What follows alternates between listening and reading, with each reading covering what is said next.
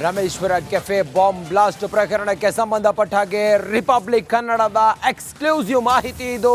Cafe bomb blast ಪ್ರಕರಣದ inside story ಇದು. Rameshwara cafe bomb blast ಪ್ರಕರಣದ ಎಕ್ಸ್ಕ್ಲೂಸಿವ್ ಡೀಟೇಲ್. ಬ್ಲಾಸ್ಟ್ಗೂ ಮುನ್ನ ಸಂಚು ಹೇಗಿತ್ತು ಗೊತ್ತಾ? ತನಿಖೆಯ ವೇಳೆ ತಾಹಾ ಸ್ಫೋಟಿಸಿದ ಸತ್ಯ ಏನು?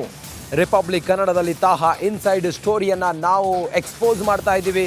ರಾಮೇಶ್ವರ ಕೆಫೆ ಬಾಂಬ್ ಬ್ಲಾಸ್ಟ್ ಪ್ರಕರಣದ ಮಾಸ್ಟರ್ ಎಕ್ಸ್ಕ್ಲೂಸಿವ್ ಇದು. ರಿಪಬ್ಲಿಕ್ ಕನ್ನಡದಲ್ಲಿ ತಾಹಾ ಇನ್ಸೈಡ್ ಸ್ಟೋರಿ. ಕೆಫೆ ಬ್ಲಾಸ್ಟ್ಗೆ ತಾನೇ ಬಾಂಬ್ ತಯಾರಿಸಿದ್ದ ತಾಹಾ. ಅಬ್ದುಲ್ ಮತೀನ್ ತಾಹಾನಿಂದಲೇ ಬಾಂಬ್ ತಯಾರಿಕೆ ಆಗಿದೆ ಅನ್ನೋದ್ರ ಬಗ್ಗೆ ಈಗ ಮಾಹಿತಿ ಸಿಕ್ಕಿದೆ. ಚೆನ್ನೈನಲ್ಲೇ ಬಾಂಬ್ ತಯಾರು ಮಾಡಿದ್ದ ಈ ಬಾಂಬರ್ ತಾಹಾ ಕಚ್ಚಾ ವಸ್ತುಗಳನ್ನು ಚೆನ್ನೈನಲ್ಲೇ ಈತ ಖರೀದಿ ಮಾಡಿದ್ದ ಅನ್ನೋದ್ರ ಬಗ್ಗೆಯೂ ಕೂಡ ಮಾಹಿತಿ ಸಿಕ್ಕಿದೆ.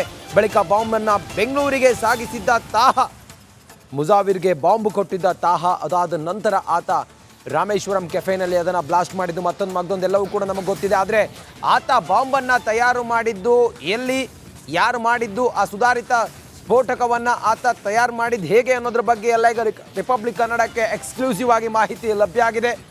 ಆತನೇ ಕಚ್ಚಾ ವಸ್ತುಗಳನ್ನು ತಯಾರು ಮಾಡಿದ್ದ, ಆತನೇ ಅದನ್ನು ಕಂಬೈನ್ ಮಾಡಿದ್ದ, ಆತನೇ ಬಾಂಬ್ ತಯಾರು ಮಾಡಿದ್ದ. ಅದಾದ ನಂತರ ಆತ ಮುಜಾವಿರ್ಗೆ ಕೊಟ್ಟು ಅದನ್ನು ರಾಮೇಶ್ವರಂ ಕೆಫೆನಲ್ಲಿ ಬ್ಲಾಸ್ಟ್ ಮಾಡಿದ್ದ ಅನ್ನೋದರ ಬಗ್ಗೆ ಈಗ ಎಕ್ಸ್ಕ್ಲೂಸಿವ್ ಮಾಹಿತಿ ಲಭ್ಯ ಆಗಿದೆ.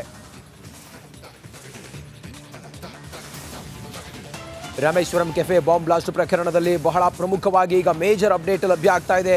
ಬ್ಲಾಸ್ಟ್ಗೂ ಮುನ್ನ ಸಂಚು ಹೇಗೆಲ್ಲ ನಡೆದಿತ್ತು ಅನ್ನೋದರ ಇನ್ಸೈಡ್ ಮಾಹಿತಿ ಸಿಕ್ಕಿದೆ. ಕೆಫೆ ಬಾಂಬ್ ಬ್ಲಾಸ್ಟ್ಗೆ ತಾನೇ ಬಾಂಬನ್ನು ತಯಾರು ಮಾಡಿದ್ದ ತಾಹಾ ಅನ್ನೋದ್ರ ಬಗ್ಗೆ ಈಗ ಡೀಟೇಲ್ ಲಭ್ಯ ಆಗಿದೆ. ಅಬ್ದುಲ್ ಮತೀನ್ ತಾಹಾ ಬಾಂಬನ್ನು ತಯಾರು ಮಾಡಿದ್ದ, ಚೆನ್ನೈನಲ್ಲೇ ಬಾಂಬನ್ನು ತಯಾರು ಮಾಡಿದ್ದ ತಾಹಾ ಕಚ್ಚಾ ವಸ್ತುಗಳನ್ನು ಚೆನ್ನೈನಲ್ಲಿ ಖರೀದಿ ಮಾಡಿ ಆತ ಬಾಂಬನ್ನು ತಯಾರು ಮಾಡಿದ್ದ ಅನ್ನೋದ್ರ ಬಗ್ಗೆ ಡೀಟೇಲ್ ಮಾಹಿತಿ ಸಿಕ್ಕಿದೆ. ಬಳಿಕ ಆ ಬಾಂಬನ್ನು ಆತ ಬೆಂಗಳೂರಿಗೆ ಸಾಗಾಟ ಮಾಡಿದ್ದ, ಅದನ್ನೆಲ್ಲ ಬೆಂಗಳೂರಿಗೆ ತಂದಿದ್ದ. ಮತೀನ್ಗೆ ಅದನ್ನು ಏನಿದ್ದಾನೆ ಮುಜಾವಿರ್, ಆತನಿಗೆ ಅದನ್ನು ಕೊಟ್ಟಿದ್ದ ಅನ್ನೋದ್ರ ಬಗ್ಗೆಯೂ ಕೂಡ ಲಭ್ಯ ಆಗಿದೆ. ಅಬ್ದುಲ್ ಮತೀನ್ ತಾಹಾ ಚೆನ್ನೈನಲ್ಲಿ ಕಚ್ಚಾ ವಸ್ತು ಜೋಡಿಸಿ ಅದನ್ನು ಬಾಂಬ್ ತಯಾರು ಮಾಡಿ ಅದನ್ನು ಬೆಂಗಳೂರಿಗೆ ತಂದು ಮುಜಾವಿರ್ಗೆ ಅದನ್ನು ಕೊಟ್ಟಿದ್ದ ಅನ್ನೋದ್ರ ಬಗ್ಗೆ ಮಾಹಿತಿ ಎಕ್ಸ್ಕ್ಲೂಸಿವ್ ಆಗಿ ಸಿಕ್ಕಿದೆ.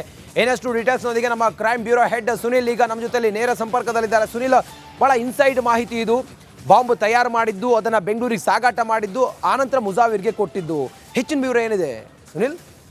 ರಂಜಿತ್, ರಾಮೇಶ್ವರಂ ಕೆಫೆಯಲ್ಲಿ ನಡೆದಂಥ ಸ್ಫೋಟಕ್ಕೆ ಸಂಬಂಧಪಟ್ಟಂತೆ ಈಗಾಗಲೇ ಇಬ್ಬರು ಪ್ರಮುಖ ಆರೋಪಿಗಳನ್ನು NIA ಅಧಿಕಾರಿಗಳು ಬಂಧಿಸಿರುವಂಥದ್ದು ಮತ್ತು ಅವರಿಬ್ಬರನ್ನು ಕೂಡ ಈಗಾಗಲೇ ವಿಚಾರಣೆಗೆ ಒಳಪಡಿಸ್ತಾ ಇದ್ದಾರೆ. ಈ ವಿಚಾರಣೆ ಸಂದರ್ಭದಲ್ಲಿ ಗೊತ್ತಾಗಿರುವಂತಹ ಪ್ರಮುಖ ವಿಚಾರಗಳು ಅಂತ ಹೇಳಿದರೆ, ಇವರಿಬ್ಬರು ಕೂಡ ಸೇರಿಕೊಂಡು ಬಾಂಬ್ನ ಎಲ್ಲಿ ಪ್ರಿಪೇರ್ ಮಾಡಿದ್ರು ಅನ್ನುವಂಥದ್ದು. ಈ ಹಿಂದೆ ನಡೆದಂತಹ ಪ್ರತಿಯೊಂದು ಪ್ರಕರಣಗಳಲ್ಲೂ ಕೂಡ ನೋಡೋದಿದ್ರೆ ಬೇರೆ ಕಡೆಯಲ್ಲಿ ಬಾಂಬ್ನ ಪ್ರಿಪೇರ್ ಮಾಡಿ ಅದಾದ ಬಳಿಕ ತಾವು ಎಲ್ಲಿ ಸ್ಫೋಟ ಮಾಡಬೇಕು ಅನ್ನುವಂಥ ಉದ್ದೇಶ ಇರುತ್ತೋ ಆ ಒಂದು ಸ್ಥಳಕ್ಕೆ ತಗೊಬಂದಿಟ್ಟು ಸ್ಫೋಟ ಮಾಡಿರುವಂಥದ್ದನ್ನು ನೋಡಿರುವಂಥದ್ದು.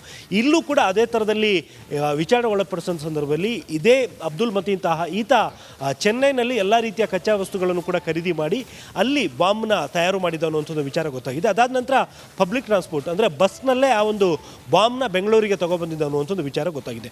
ಬೆಂಗಳೂರಿಗೆ ಬಂದ ಬಳಿಕ ಈ ಒಂದು ಬಾಂಬ್ನ ಇಡೋದಕ್ಕೆ ಒಂದು ಟಾರ್ಗೆಟ್ನ ಕೊಟ್ಟಿದ್ದು ಮುಸಾವಿರ್ ಹುಸೇನ್ ಶಾಜೀಬಿಗೆ. ಆತ ಅದನ್ನು ನೀಟಾಗಿ ಟೈಮರ್ನ ಸೆಟ್ ಮಾಡಿ ಅದಾದ ಬಳಿಕ ಈ ಒಂದು ರಾಮೇಶ್ವರಂ ಕೆಫೆಗೆ ಹೋಗಿ ಅಲ್ಲಿ ಬಾಂಬ್ನ ಇಟ್ಟು ಬಂದಿದ್ದ ಅನ್ನುವಂಥದ್ದು ವಿಚಾರ ಈಗ ತನಿಖೆ ವೇಳೆ ಬೆಳಕಿಗೆ ಬಂದಿದೆ.